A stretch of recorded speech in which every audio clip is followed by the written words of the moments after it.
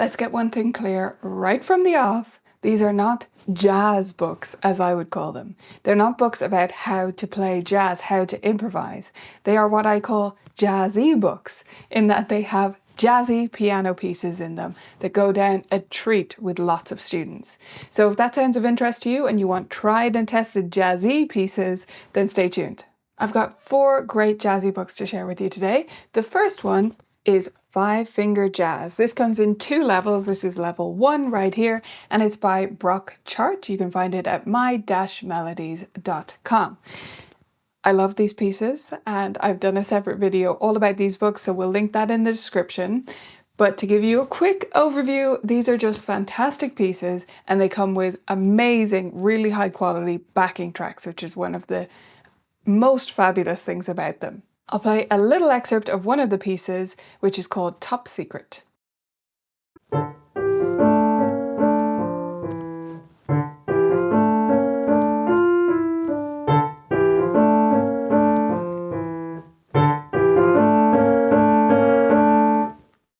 So again, that was 5-Finger Jazz by Brock Chart. You can find it at my-melodies.com, and there's a second level as well, which is equally fantastic, as are the rock and pop books, but that's not the discussion in this video.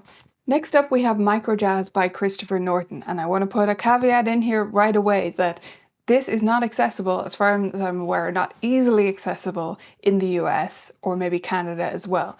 I believe there's a series there called Connections, which is also by Christopher Norton, which is very similar. So from what I've heard, Connections is your go-to in North America.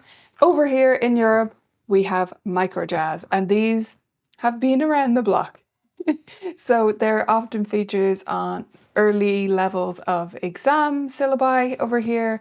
The Irish one, I think it's been on ABRSM as well, and they're great pieces. There's a lot in each book. So this is level 1, there's beginner level before this, which I don't love as much, and then there's 2 and 3, which are both fantastic as well. There's, let me see how many pieces, 28 pieces in this book, which is substantial, right? And you can feel it. Each piece on the opposite page has little exercises, micro studies. I think these are a great idea. It's not always possible to convince students to actually practice them, but if you are not in the habit of structuring your lessons in a way where students warm up to pieces, practice the skills before in the pieces. If you need a little bit more scaffolding to help you teach it in the lesson, I think those can be fantastic. The main thing though is that they're really catchy, and I'll say each book has a few real winners, but since there are 28, there's some that won't go over quite as well, aren't quite as catchy and earwormy for students, but they're still fantastic.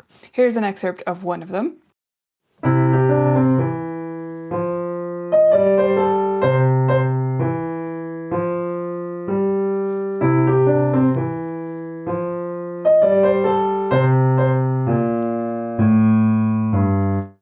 So that was Struttin', which is number 3 in the book. It's actually quite hard for me to stop playing that in the middle, but I'm trying to keep this video snappy.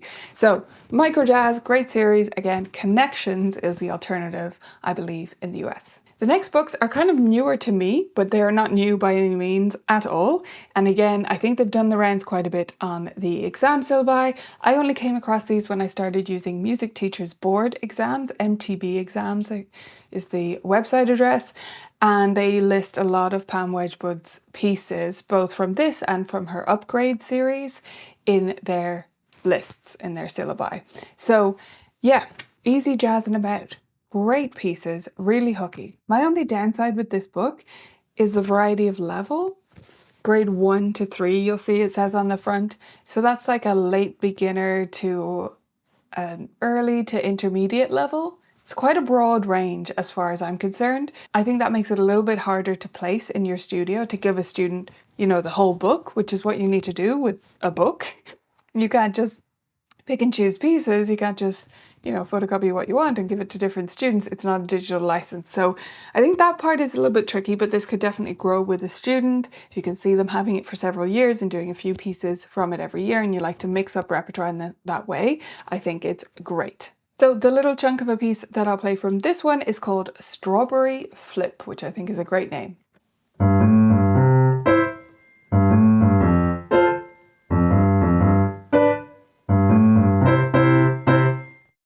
So that was Strawberry Flip. Again, the book is Easy Jazzin' About. There's also Very Easy Jazzin' About, and then I believe there's Jazzin' About after that. I'm not sure. Yeah, whole series right on the back there. So really easy, jazzin' about, more jazzin' about, Christmas jazzin' about styles. They're very popular books, obviously, and they've expanded the range over time. Really good quality pieces. My final selection for you today is Take 10. This is by June Armstrong, and you can find it on her website, junearmstrong.com.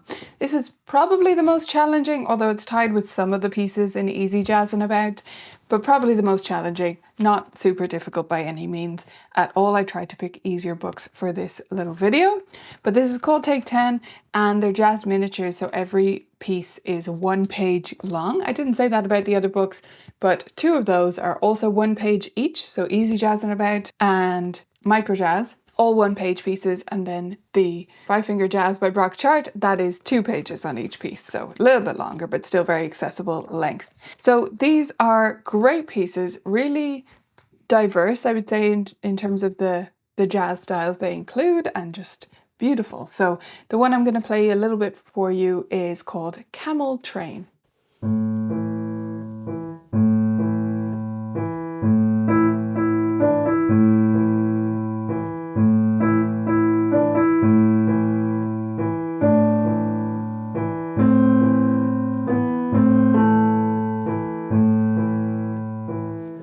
So again, you can find this at junearmstrong.com, and we've also interviewed June on my weekly YouTube live show, so we'll put a link to that in the description as well. So there you have it, 4 fabulous jazzy pieces for your late beginners and beyond. I would say definitely something you can incorporate around a method book level 2 and going forward from there, if not a little bit earlier, for that student who really wants to push themselves and learn music that they love, and I think they will love these pieces. If you're looking for more books for your piano students, make sure to watch this video next.